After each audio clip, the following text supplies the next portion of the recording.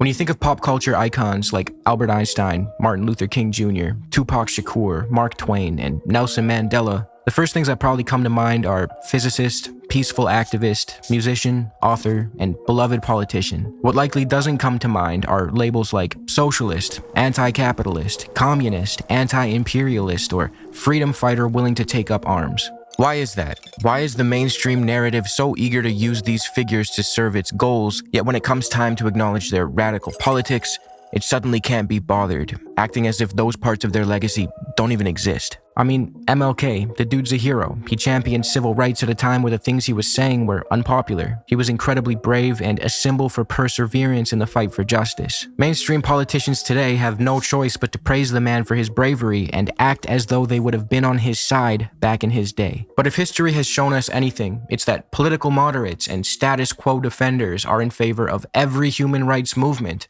except for the current one. And that's just it. All of the figures I'll be talking about in this video presented a challenge to the status quo. Their legacies are undeniable, and to avoid speaking about these figures would be impossible. So how does the mainstream narrative fit these radicals into public discourse? Well, it pretends that they weren't actually all too radical, that they weren't a threat to the status quo, that they were at most liberals, akin to the American Democratic Party, maybe. But this is a gross misrepresentation of history and a sanitization of the radical politics held by these beloved figures. If we're going to invoke the legacies of these icons, let's not do them the injustice of pretending that they were mere political moderates when their radical beliefs were an inseparable part of who they were. From beloved authors like Mark Twain, who openly opposed American imperialism in the Philippines, calling himself an anti-imperialist, and declaring he was opposed to having the eagle put its talons on any other land, to socialist satirists like Kurt Vonnegut, to politicians like Nelson Mandela, who praised, supported, and trained alongside the armed resistance fighters of French-occupied Algeria. This video will offer a glimpse into the beliefs of these figures that are often censored. Quick disclaimer before we go any further, this video is not a blanket approval of the character of these figures. Many of them were flawed in their own ways, as we all are. I'll just be shining a light on the radical aspects of their characters that are purposefully forgotten. So before you feel the need to remind me that Albert Einstein's personal life was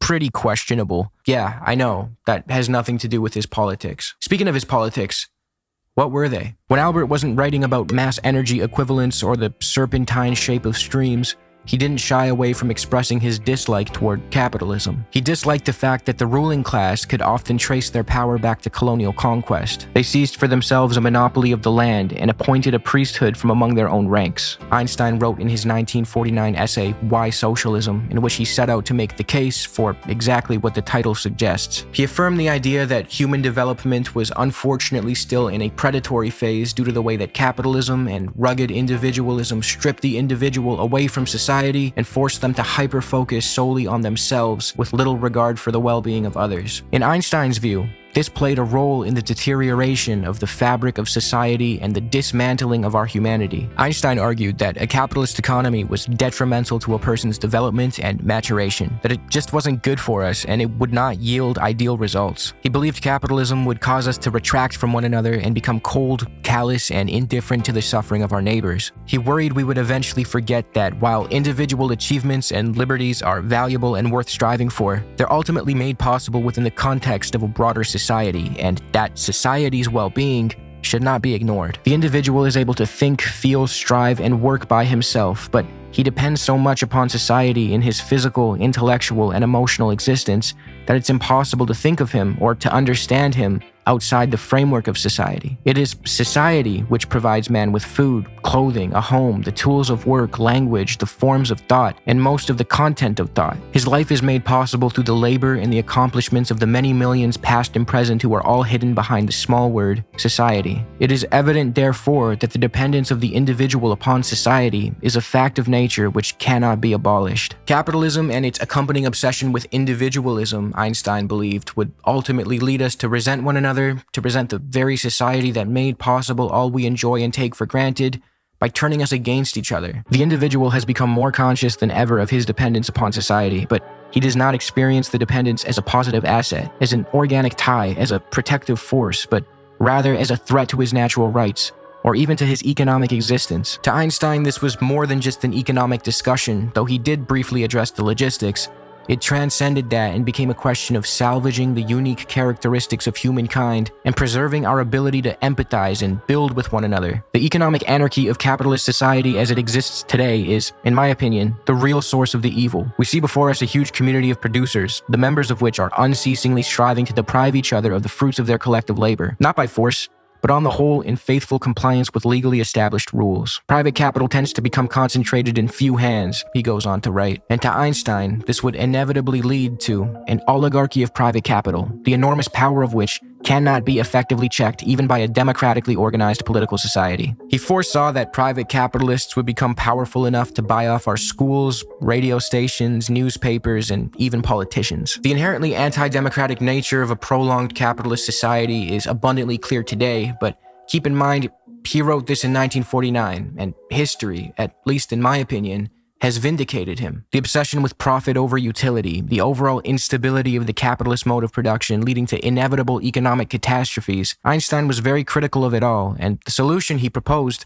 was socialism. I'm convinced that there is one way to eliminate these grave evils, namely through the establishment of a socialist economy, accompanied by an educational system which would be oriented towards social goals. In such an economy, the means of production are owned by society itself and are utilized in a planned fashion. He finishes off his essay by reminding us that a planned economy alone is not socialism, and that it must be implemented in a humanistic way that allots dignity and liberty to the individual. Hey, it's editor Isaac here. As I was teasing this video, the one that you're currently watching, someone put me onto a similar piece about Einstein with similar messaging, a lot more detail, and an incredible analysis by Dr. Fatima. And I wanted to share it with you guys because it's a really great video by a really great creator, so go check it out. So you might be wondering why I walked you through his essay instead of just leaving it at, yeah, dude was a socialist. And that's because it's important to understand just how much of a socialist he was, how deeply he despised capitalism, how strongly he believed it would literally deteriorate the essence of humanity if it wasn't discarded. He was actually such a troublemaker back in his day that the FBI compiled a massive file on him because of his radical views. Some even suspected he was a communist spy. But when we talk about him today, this side is strategically left out. Instead, his name is used as a synonym for genius by the very same groups of people who would hate the way he thought if they actually knew him. It's a pattern we see over and over. Radicals get sanded down, their politics erased so they can be safely celebrated without challenging the status quo. From musical legends like Tupac Shakur, whose affinity for revolutionary leftist causes is seldom acknowledged, to literary icons like Jean-Paul Sartre, whose writings now appear on the Instagram stories of liberals who would likely disapprove of everything he stood for if they actually knew what that was. I mean, this is hilarious.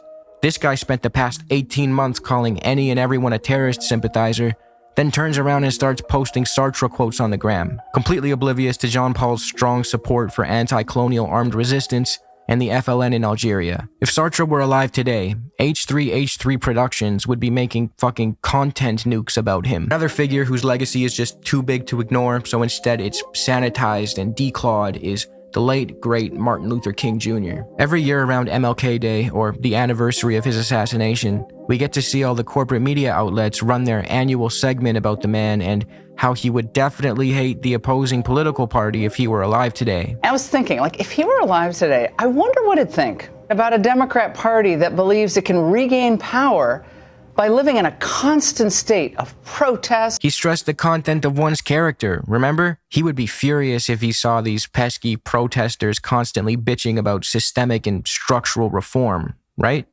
Wrong.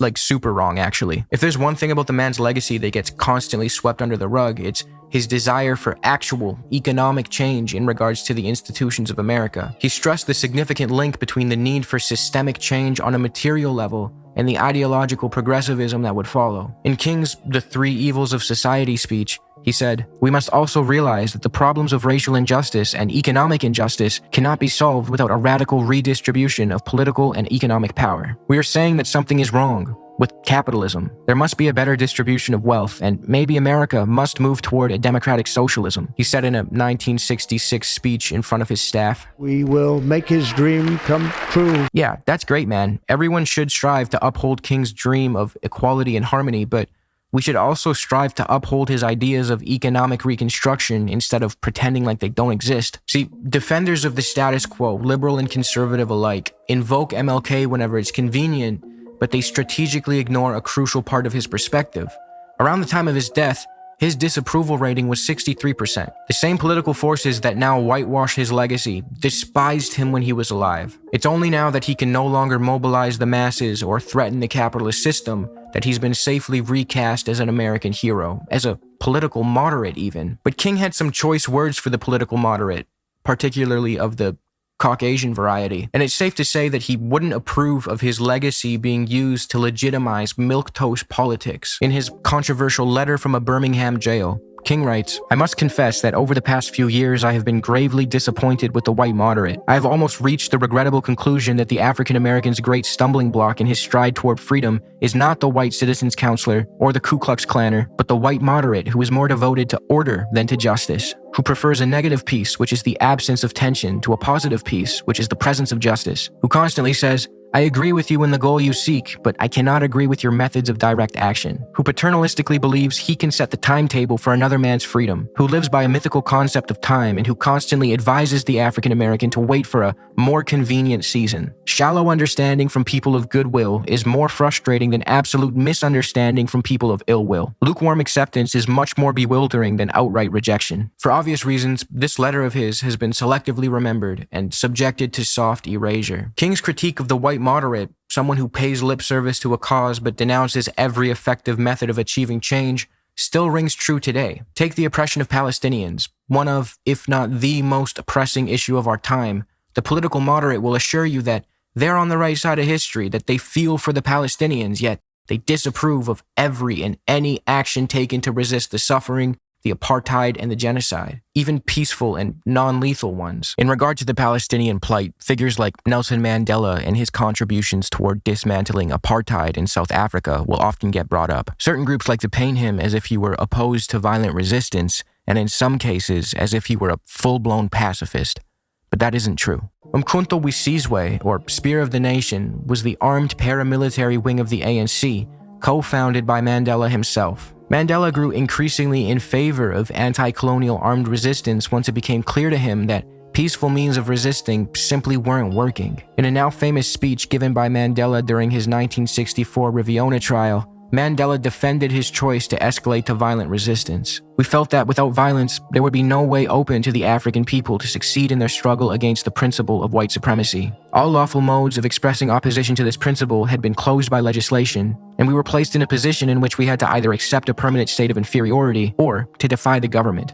We chose to defy the law. We first broke the law in a way which avoided any recourse to violence when this form was legislated against, and then the government resorted to a show of force to crush opposition to its policies. Only then did we decide to answer violence with violence. It would be unrealistic and wrong for African leaders to continue preaching peace and nonviolence at a time when the government met our peaceful demands with force." The US even had Mandela on their terror watch list until 2008 when Bush signed a bill to remove him. Gotta love the irony of an actual cold-blooded mass murderer deciding who is and isn't a terrorist. Mandela's worldview and actions in South Africa were greatly inspired by the FLN in Algeria. He praised the Algerian National Liberation Front many times and even traveled to Morocco in 1962 to train alongside them. "The Algerian army made me a man," Mandela declared. It's worth noting that the FLN was considered a terrorist organization by the US during their fight for liberation against France's brutal occupation. After they exhausted peaceful means of resistance, they eventually opted to up the ante and they carried out bombings, assassinations,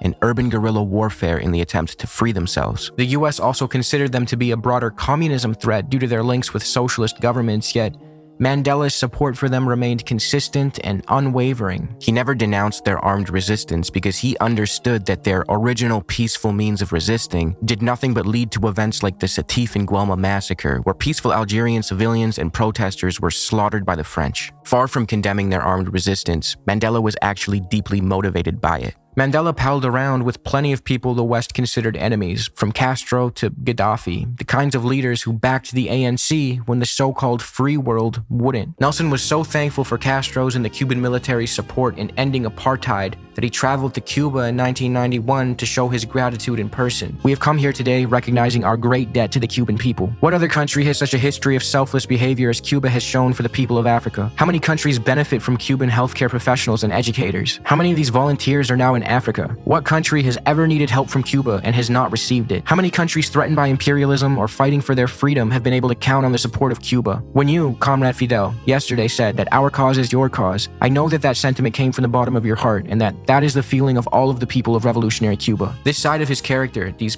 deep-seated beliefs of his, would never be known if you just accepted the mainstream narrative about him. It's very important that these historical figures and pop culture icons are celebrated and cherished for the good that they've done, for the achievements and innovation that they've imparted on society. But when we only tell parts of their stories and leave out the radical aspects of their characters, we do them a disservice through omission. These great minds were great for a reason. Let that reason be known.